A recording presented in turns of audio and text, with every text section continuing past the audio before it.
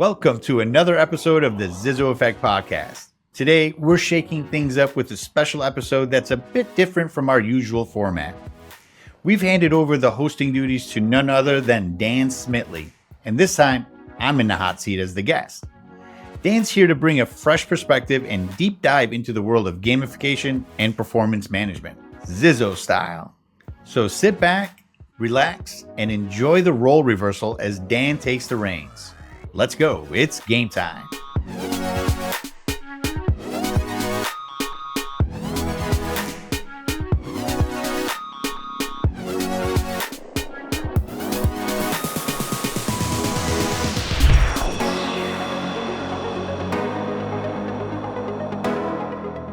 Welcome, everybody, to another episode of the ZIZO Effect Podcast. Today, we have a special treat. We have a guest, Dan Smitley. Dan, you've been around workforce management, the contact center space for decades, and today we're doing something very unique. But before we get into that, I'm going to give you an opportunity today to introduce yourself to our audience. Yeah, absolutely. Happy to be here. Thanks for the opportunity. For those that don't know me, Dan Smitley, as Jimmy said, I've been in the contact center space for decades, starting on the phone at a dial-up internet company. So worked my way through the ranks, held a lot of different roles inside of workforce management. That's typically my sweet spot, but I've got strong opinions on a lot of different topics. I share a lot of those topics on LinkedIn, so you can always find me there.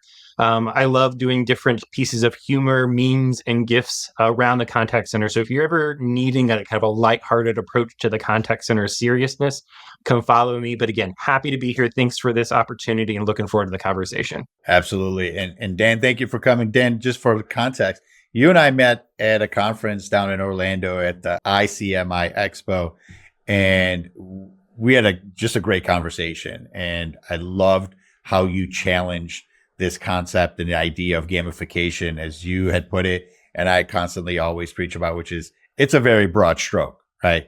And gamification could be as simple as a leaderboard, could be as sophisticated as what we think we're doing here at ZIZO. You and I talked about you coming on this podcast, but doing something unique and different, which is a podcast takeover.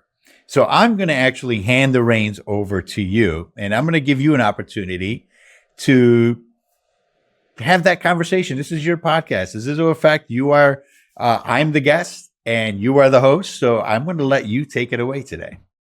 I mean, not to scare you at all, but I was trying to do some deep cuts. I was scrolling on your LinkedIn from 6 years ago, trying to find information on you. So we'll start there. 6 years ago, you were talking about blockchain. You were talking about people should be laughing at blockchain and Bitcoin. I'm assuming you invested and you're filthy rich at this point. Is that true? Are you independently wealthy because of a 6-year investment? I got to tell you, I wish. I'm as much as I backed it, I'm also a skeptic, but also I love investing in myself. I'm very cautious as an investor. I put some in, but I didn't get as filthy rich as most people who did heavily invest and then also take out. And I'm sure people have seen the recent news. Bitcoin has shot way up. So I'm always late to the game. So kudos to those who have invested and listened to my advice. I didn't listen to my own, but I do think that, there is no ceiling on that technology. Yeah. And, the future has a lot of great things for that technology as well. I think the challenge with the technology in general is that it's so hard to fully understand. Is that one of those things of where it's like a toaster, but slightly different? Like there's no reference point other than currency for the internet. And I think that's part of the challenge of this conversation and getting people to talk about Bitcoin, talking about blockchain. It's so complicated, which I think is part of the challenge of gamification, right? Like this concept of what it is. Well, it's like Candy Crush, but not really. But it's also kind of like performance management, but not really. So maybe we set some ground rules or some foundation. When you're talking about gamification, what do you mean? Give me 1 sentence, 2 sentence definition. Don't give me this huge paragraph, but what is gamification? I always use the simplest definition, which is the application of game mechanics to non-game tasks. That's simple. So you could gamify parenting? Sure. Absolutely. And it's actually currently being done. There's an app that I use, Greenlight, which is, if you're not familiar with it, it's essentially a way to, it's a debit card for kids that you can transfer money to. So they have some sort of payment method when they're out on their own. I started using it with my kids when they were 8, 9 years old. But you can gamify it because they can do chores. And as they do their chores and complete their chores, they're incentivized by allowances. So yes, parenting can be gamified as well. That's too bad. I was leading you there because I was hoping you were saying it wasn't it wasn't out there, and that maybe you and I could have this $1 million idea. This is something I've been thinking about forever ago. Of like, I could get points as a parent for like feeding my kids every day. Sure, it's a responsibility I have, but maybe I can get some kind of recognition that I can't get from. But sounds like maybe it's already happening. They make mugs, number one dad. I don't know if you've gotten one of those yet, but that is one way you can be rewarded for being a great father. Way to bring up a sore subject. 17 years in as a dad, still no number one dad mug. Like, maybe this year's the year. Maybe this Christmas it will happen. But yeah, sore subject. I appreciate bringing that up, Jimmy. Thanks. Sure. That's awesome. So gamification, game mechanics to non-game tasks. We could go 100 different directions with that, right? Parenting could be an option. Your community yard work. It could be 100 different reasons, like 100 different ways. But you went the direction of contact center. Why? Well, why gamification for contact centers? Well, I didn't set out to build a gamification platform for contact centers. I actually designed a platform because I owned and operated a contact center. And when I first designed the original iteration of ZIZO, it wasn't called ZIZO. It was called the E-Whiteboard. And that could be dating, right? I'm dating myself. That's when whatever, insert word, was the thing because it was the new revolutionary Internet of Things. I was really going for more of an accountability platform. I was trying to build a platform to hold my staff accountable. And the way I wanted to do that was we would measure just through a single metric, which, for us, it was a collections contact center. And our primary goal was to recover defaulted debt. And so we had a goal of dollars collected. And that was really the KPI that we measured to. And I realized that it was a trailing indicator. I didn't know until the end of the month whether a person met their requirements and whether they're doing their jobs. And so after months of doing that, I realized, hey, look, I need something a little bit more of a leading indicator. And so reverse engineering that KPI, came up with sub KPIs, things like number of phone calls made, number of right party contact, things like deals closed, revenues generated, cleared money. So those helped me identify earlier in the month whether or not people were doing enough to reach their monthly goal. And so that's where this all started, was more about building a platform where I can hold people accountable to metrics outside of just that daily or that monthly goal. So that's interesting, right? So I hear you using the language of accountability, but it sounds like you're talking about performance management. It sounds like you're talking about driving behavior towards a particular hard data point.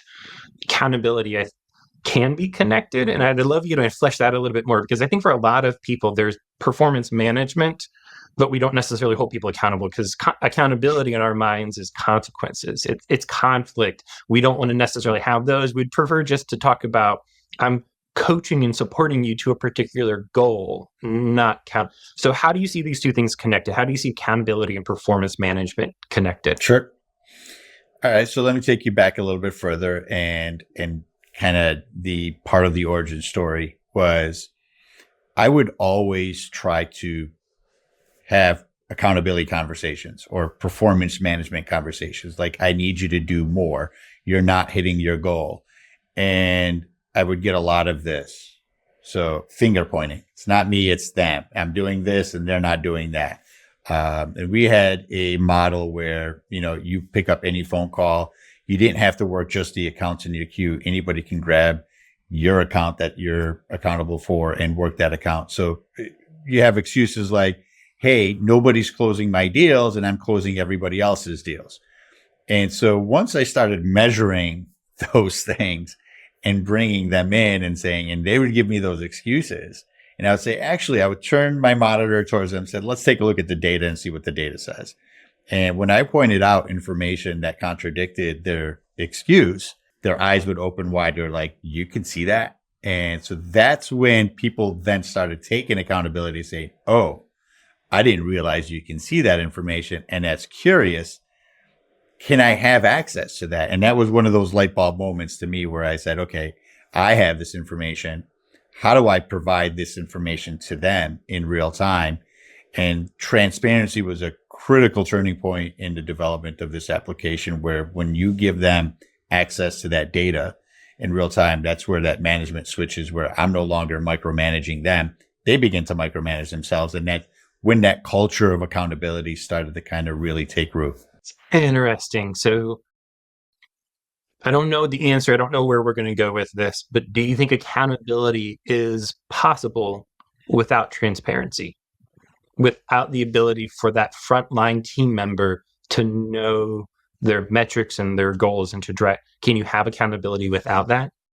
No, not self accountability. You can have the perceived or the intention of, we're going to build a culture of accountability, and we're going to do so by having these metrics, and then we're going to hold you accountable. The intent is there, but you're never going to be successful. So yes, for true accountability, for self accountability to occur, you have to have transparency. You have to give people information that is directly related to what your expectations are. So there is another level or another layer to it, which is, hey, I'm giving you the metrics of where you are. But you also need to add that variable of, but this is what I expect from you. So there's a set the expectation, and then the data is going to tell them how they're doing relative to that expectation. And that's when people can be accountable. They can say, okay, I need 3 more of X in order to hit my expectation or my goal or my quota. And so I'm going to continue working hard. I'm going to continue putting the effort in to reach that goal, because that's what's been set for me. Now, there's another layer beyond that, which we'll talk about when we maybe get into the gamification aspect. Objectivity. What is the right goal for each individual? And then that's another conversation, but hopefully but to answer your question, no, you cannot have accountability, true accountability, without access to information, which is that transparency or communication. They're both related. So let's keep driving down on this, right? So we started with what is gamification. That led us to why you built it out, which was an accountability piece. That accountability piece kind of turned a little bit or significantly whenever you started thinking about transparency and access to information. But for me, the question I keep coming to is why? Why are these things? What is it that we're trying to build? So let's hone in on that self accountability necessary. I mean, only possible with transparency. What is that? Why is that so important? What is it that it's building? So talk to me a little bit more about kind of the environment, the culture, the value. Like, self accountability is connected to something that we're trying to build. What is it that we're trying to build here? What I'm trying to build is a feedback loop. Right. And people, when they're given a task, a job, right, it's really good for them to understand what is their expectation. What is their job, and, what do you measure? How do you measure success for that job? So setting targets, I think, is a big part of that. Giving them that feedback loop, right? I'm going to go maybe not worst case scenario, but most traditional routes is monthly review, right? Some of the worst case could be, hey, you're getting an annual review. We're not giving you any feedback until after you've been here for a year, which doesn't work if they even last a year. Most people require that information. They want to know whether, am I doing good? And if I am doing good, can I get some recognition for that? And if I'm doing bad, then can I get some coaching or some assistance or just help guide me to do good? People want to do good. They want to grow. Right. And professionally, they want to learn. And so by giving them that feedback, it helps them evolve. So I think part of it is that feedback. Right. And so creating that feedback loop and doing it as close to real time, I feel, is where it becomes super effective. Not once a month or even once a week. Give it to them in real time. Why? We're hearing the what's in the house, but what's the why here? I had a guest on my podcast, Richard Gold, who's the president of M&T Bank, and he truly not only was a student but a teacher of organizational behavioral management, and he helped define, what people need in order to behave. So there's that positive reinforcement, right? And positive reinforcement is how you get to reinforce good behavior. Right? If you want somebody to give you 100 calls, now that's what we call effort, right? It doesn't matter about skill or quality. It's just effort. And sometimes I just need to push the effort button. Now, I don't know if I'm not getting any feedback and information on where I stand, I may give up too early. I may go above and beyond. I don't know. So if you have some sort of graph or chart or that says, hey, you're 50% towards your goal, okay, I know what else I have to do for the rest of the day. I guess it's to help people stay engaged is part of it in their work, but also help them meet the criteria or the goal of their jobs and their tasks. And those should be fair. Like you can't tell somebody, go do 1,000 phone calls. It's impossible. My team that's always reported into me hate it. I do it to them all the time. There's whys underneath whys, right? So why do we care about people staying engaged, right? The contact centers, I think, all too often is in an environment of churn and burn, whether we own it or not. It is drive to the bottom line as fast as possible. It is, we make pennies on the dollar and we have to do this at high scale, high volume. It feels like I'm setting you up too easily, be like, that's not important, but you're pointing towards people staying engaged and is important. People having positive reinforcement is important. Having feedback loops are important. And I think my question to you is simply, why are those things important?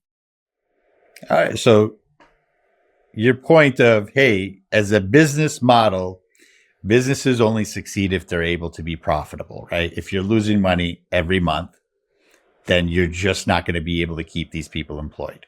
So everybody loses.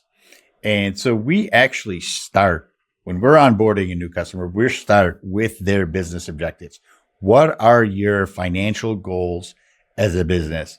And then we work our way backwards to identify the KPIs. And then we tell them, okay, we're going to help you hit these goals. These are your goals. But I'm going to focus on your people.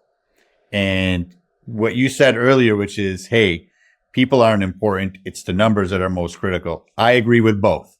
I think that if we focus on the people and we tell them, hey, when you say, why is engagement important? Because it's a very mundane, redundant, repetitive job that we'll go back a generation or two where that seemed to be like, hey, this is a desk job. I don't have to work at McDonald's. I don't have to go dig trenches or be a garbage person or whatever the case is. I can sit at a desk and it's a professional job, maybe considered even white collar at the time. It still leads to burnout, right? It's still a difficult and boring job. Now, take the new generation. We have very short attention spans as a society due to technologies and everything else that, you and I have discussed, but you have to keep them engaged. And so Richard Gold shared this idea of there's negative reinforcement, which is I need 100 phone calls from you or else you're out of a job. Right. So you created that negative reinforcement and somebody may give you 100, but there's a ceiling. So the curve, it goes up and then it flattens at 100. If you say, hey, if you give me 100 phone calls, I will give you this reward. You remove that ceiling, but the curve is kind of like this, right? It's, oh, great. I get a reward for hitting 100. And what we're going for is natural reinforcement. And what natural reinforcement does is it distracts you so much from the actual task that you're so immersed in this gamified experience where, again, we'll get into that later, but you're competing, you're earning rewards, you're getting recognition, and you have all of these different micro opportunities to be recognized and rewarded that you're no longer focused on the tediousness of the task. You're now focused on the gaming itself. And that level of engagement removes all barriers in terms of uh, potential for peak performance. So that is the why engagement is important, is because you remove any limitations in terms of their capabilities and you create an environment and a culture that is so fun that nobody's focused on how, excuse my language, shitty the job is. It's interesting. So I saw on your website, you guys lean into work should be fun. You just referenced work can be, and maybe this statement is should be fun. That's hard as a senior business leader to say, sure, I care about my people because I know if they're engaged, they're gonna perform better. I know I'm gonna get more, calls out of them, better conversion, better customer experience. That customer experience might net me additional profit in, driving my EBITDA. But fun, why do you feel like work should be fun? That's a big one. Because it can be.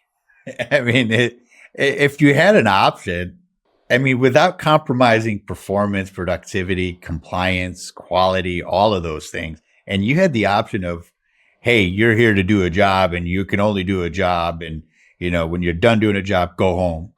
Versus, hey, this is fun. It's engaging. There's contests, there's rewards, there's recognition. There's so many cool things about this. Do people get excited about coming in just to do that specific job that's repetitive? Or would they get excited about coming into work because there's this new item in the reward store or this new competition that they're really in the lead and they want to hold that lead? Or there's this collaborative goal that they're working together and they really enjoy working together as a team. Which one do you think people will gravitate towards? They'll gravitate towards the fun. And, and this is something that is fairly ubiquitous with respect to everything. So when we talk about gamification, and we had this conversation before, everything is gamified, right? Learning is probably one of the biggest areas where it has a pretty profound effect because going to school is almost the same as going to work, right? It's not something students look forward to, or students look forward to learning. I'm going to open a textbook. I'm going to read, 20 pages, and then I'm going to take a test. If I'm doing trivia and I'm competing against my peers and, there's these ding, ding, ding, ding, and stickers and badges and rewards and recognition and this competition where you're flexing, you're winning, that's more engaging. People retain that information more and they're more engaged in their work, and that actually results in higher grades and retention of information. Duolingo is a great example of one that's effectively used gamification to really help people learn new languages. And so I guess that's my answer is why fun? Why not? Why not? I love that sentiment. I'm curious, and you can always edit this out later. Sure. Is work fun for you? Do you show up excited because of how you've created an environment of either feedback loops or positive recognition or neutral or whatever? Is work fun for you? Yes, but I'm intrinsically motivated, right? So intrinsic is, hey, look, autonomy, mastery, progress. And, these are things that I'm embedded with. I work to live. I don't live to work, but I really, really enjoy what I do. And not everybody has that opportunity or has that privilege, especially in early stages of your career. Most of these contact center jobs are not normally career type jobs, right? They're career type positions. People come in, they're frontline workers. And then there's opportunities for them to grow within the organization to do more things, whether it's in management, whether it's in a different department.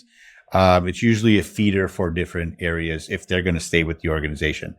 It's very unlikely and rare that people make a career out of contact center jobs. So it's hard to be intrinsically motivated. Now, we do have strategies to help blend that intrinsic and extrinsic. So we're using extrinsic motivators like recognition and rewards in games to get them engaged in their jobs. But we can blend the two. When you're creating badging systems, that is progress towards a much larger goal. That is mastery, right? When you're showing them, hey, you're starting off as a rookie, but you've been promoted to a pro and all pro and superstar and legend status, and you've hit these streaks, that now taps into the intrinsic. Again, long-winded answer to your question. Am I motivated by the extrinsic? Sure. I love it. I mean, I have a 200-day streak or a 170-day streak on one of my games, and I only go back to that game, and it's a brain exercise game. It's solving their crossword puzzle for the day. And I make sure I do it every day because I don't want to break my streak. I mean, that's engaging.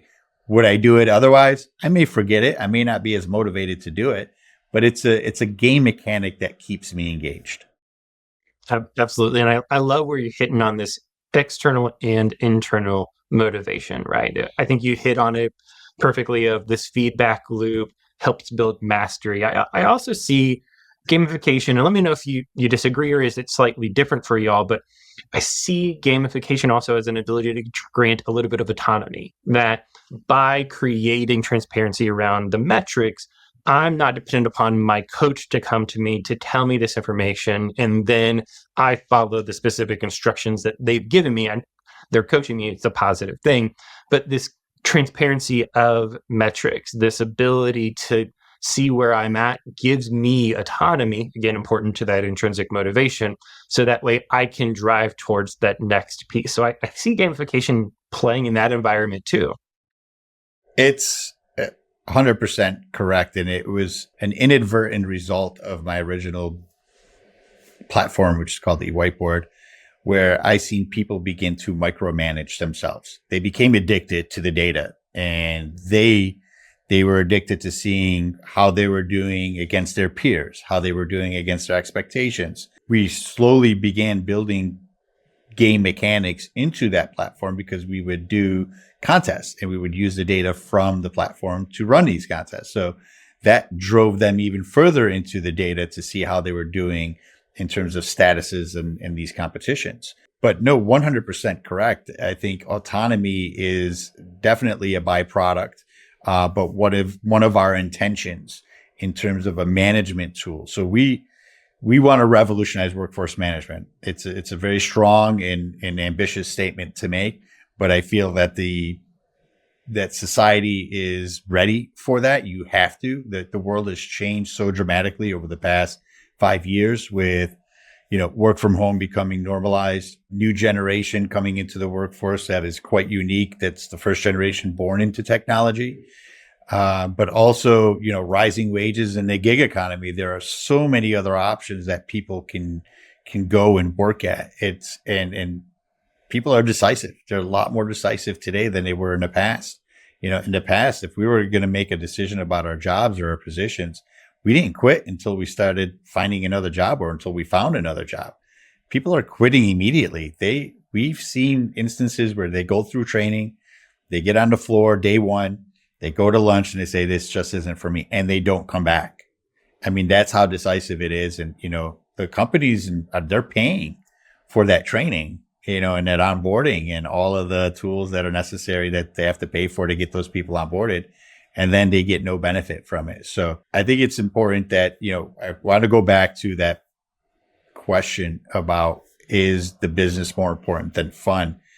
Our objective is the more we do the things for the individuals, the longer they stay, the better they perform, the happier they are, the more engaged they are. And it actually meets the goals of the business. So, which is, again, high performance, high quality, larger retention rates, and a culture that they're proud of, and keeping ways to attract new employees.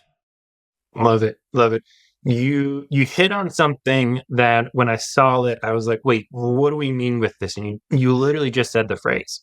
So my background, call centers, my background, workforce management. And what I mean by workforce management, it's forecasting, scheduling, right people, right place, right time. You just talked about revolutionizing workforce management. Square this up for me, because I saw that on your LinkedIn as your tagline. You just referenced it, wanting to revolutionize workforce management. And this is gamification. Well, this is something different than what I think of when I think of workforce management. So what do you mean when you say revolutionizing workforce management? So managers, if they're responsible for managing a team, they have a set of tools that they need to use. Scheduling is one, so it's some sort of attendance software.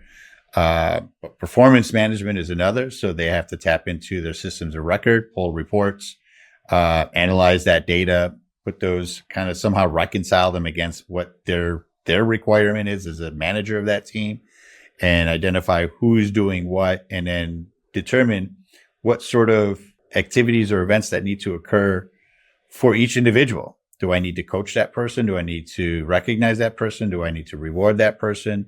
So there's a lot of thinking that is happening at the management level. There's also a lot of administrative responsibilities in order to come to those conclusions and to arrive at a decision.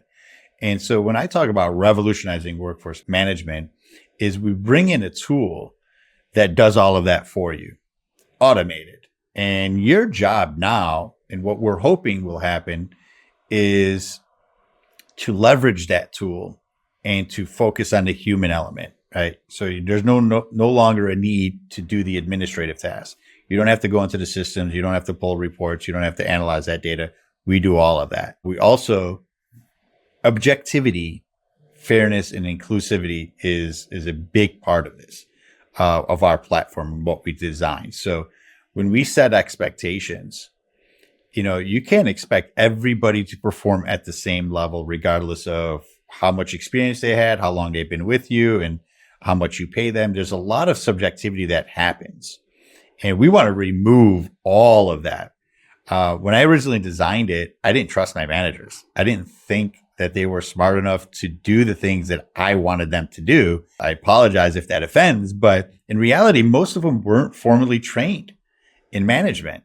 So they would just make things up in their head. Like, I feel like this person deserves the best leads, and because I think he's the best collector. So I trust this person more. Or maybe it's a relationship.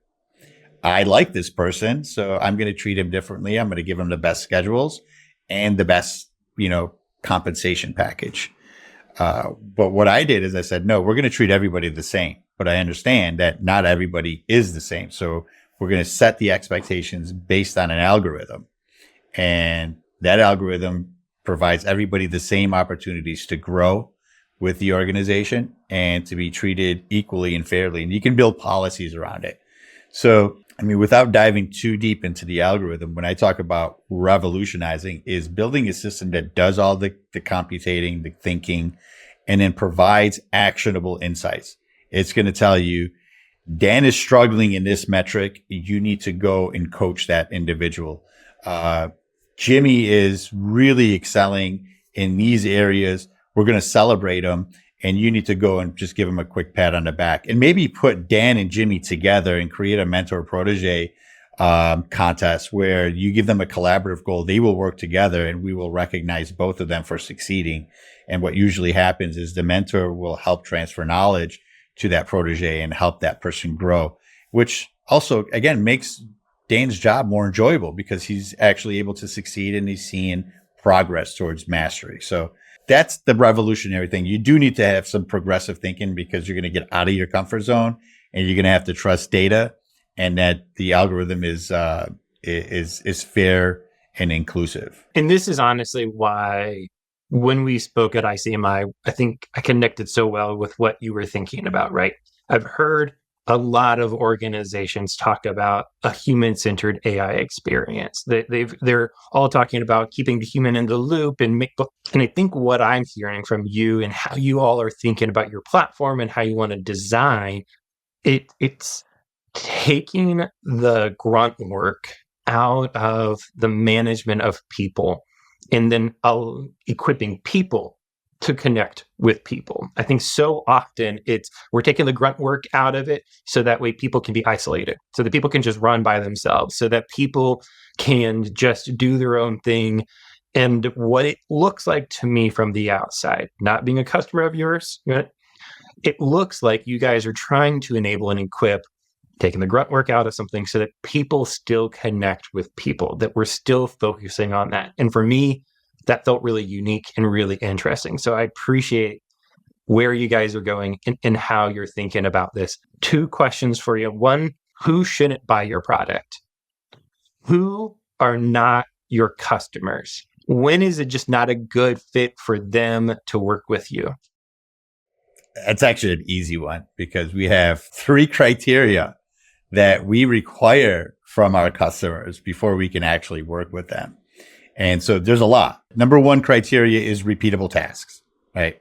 If you're doing different things each and every day, it's really hard for us to gamify, because what we're doing is we're setting daily, weekly, monthly goals, and those are forever, right? Or throughout at least your time in that position. So number one, repeatable tasks. Contact centers are a great fit because they're on the phones all the time.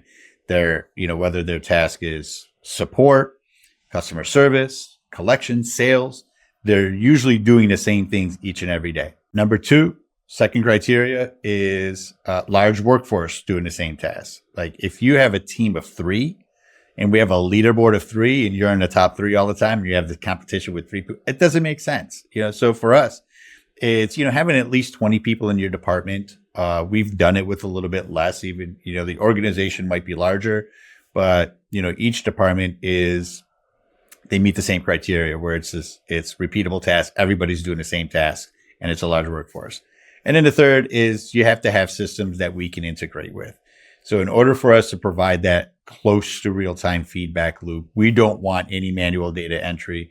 We've seen in the past where if it's manual, there's high probability of data corruption and human error. And so once you lose trust in the data, then it really becomes, ineffective. So those are the 3 criteria: repeatable tasks, large workforce doing the same task, and system that we can tie into that's measuring the KPIs for that performance management. Pretty simple, pretty easy. I love the straightforward answer. And for me, what I'm curious about your gamification platform, how are you gamifying your own environment? Are you guys eating your own dog food? Like, what is the company culture like? And do you guys have gamification inside of your own environment? It's a great question and something that we've been talking about. So as a software development company, we don't meet those criteria outside of the development team. And I've talked to, I'd say, at least 20 other leaders in the development space for what KPIs do you use? And there's design points, there's code lines, there's nobody has an answer. So we don't even know what the KPIs are. Ultimately, I did get an answer coincidentally yesterday that said, look, because we're an agency and we work for other people, our number one metric is, are our customers happy? Sure. That's what we measure, how we measure success. But he told me the same thing. Like everybody struggles to try to find metrics to measure development. So no, we don't do it in terms of, do we have a platform for our users? We just don't meet all of those criteria, but we do a lot of recognition. We have scorecards for every position, even though there might not be leaderboards. We have goals. We are communicating with them regularly in terms of what their goals are and where they are relative to those goals. And then we recognize them when they're meeting or exceeding those goals. I think that counts, right? Like, I think it counts where the top of the conversation, you said it's game mechanics for non-game tasks. And even if you're not able to use your own platform in your environment, you're doing that with the feedback, with the recognition, with the goal setting, with, I'm assuming, some sort of clear, transparent way of understanding where everyone's at and how everyone's doing. So thought that might be the case, but I just wanted to make sure. The final piece is simply, how can people find out more? I know that they're here, they're in your podcast. They probably already know, but I don't want to assume anything. Maybe this is someone from my audience that's come over and how can they find out more and reach out to you? PlayZIZO.com is our website, and they can go there, find out more information. Of course, there's some links here in the podcast to some of our other social media profiles. But connect with us on our socials or find us on our website, and more than happy to give people a demo. But yeah, we appreciate it. We hopefully will reach your audience. I know that we have our own audience that may or may not be as curious as you are, but we love these sort of questions. And it's going to take some time to really educate people on the intricacies of what we're trying to accomplish here. But these sort of questions, we don't deflect, we don't push away. We will answer them. And, we're beyond a platform. We're not just a gamification platform. This is not turnkey. You are getting us, you're getting our team, you're getting our expertise, We will help you transition your culture from your traditional methods to more of a modern method to help engage your staff. Love it. This is what I heard. As a final thought recap, this is what I heard. You guys accidentally built a gamification platform. You were moving in another direction and realized actually there's something here around making work fun. You leaned into needing something for accountability and realized that self-accountability is a whole lot more effective than that. To be able to get that self-accountability, you lean towards transparency, real-time data, and then realized I get more out of people. Work is better. Life is more fun when work is fun. And so you leaned into trying to do that, but all wrapped inside of this bubble of objectivity, of fairness, of saying people matter. How we interact with those people matter. So we want to achieve accountability. We want self-accountability. But more than anything, we want to make things easy so that people can connect with people and drive positive outcome. That's what I think I heard. I could have said it better. Appreciate the conversation, man. This has been good. Yeah. Thank you, Dan. And I think we could do hours more of this. I think there's so many layers. So we'll definitely have you back on this podcast, whether it's in this format or not, or even take these conversations offline. But no, I really appreciate you coming on this podcast, having this conversation, really challenging me, really pushing the boundaries. And these are the conversations I love. So thank you for coming on. We do have one more aspect of this podcast, which is our game, right? We're a gamification podcast. So we always play a game. It's trivia.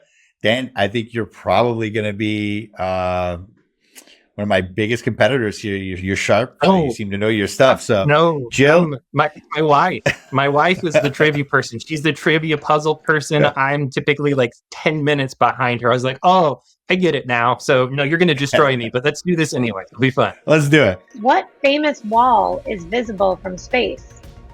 Great Wall of China. That's a tie. What percentage of the human body is made up of water? 75%. I'm going to say 80%. What is the capital of China? Beijing. Who is the lead singer of the band Queen? Freddie Mercury. Damn, I knew that. Yeah. What colors mix to make green? Yellow, blue. Red, and blue. Oh, yeah. What year did Christopher Columbus first reach the Americas? 1492. What is the largest desert in the world? The Sahara. Antarctica. What is the capital of Brazil? Rio de Janeiro. I can't think of any Brazilian cities right now. Who painted the Mona Lisa? Michelangelo. Leonardo? Is it one of the Teenage Mutant Ninja Turtles? I did know that. I knew it was one of the Teenage Mutant Ninja Turtles. I know. That's what I was going through also. I was like, there's one of them, the purple, isn't it? And I just saw the painting over the summer. Disappointing. Way too small and way too many small. People. Not worth it. You know what's impressive is the painting across the hall. I don't know if they still have it in the same hall, but it's massive. Yeah. It's such a contradiction between the two. Well, that's a wrap for today's episode. A big thank you to all of our listeners for tuning in, and an even bigger thank you to our guest host, Dan Smitley, for stepping in and taking over. It was a blast switching things up. Don't forget to follow us for more insights and conversations around gamification and performance management. And remember, as always, it's game time.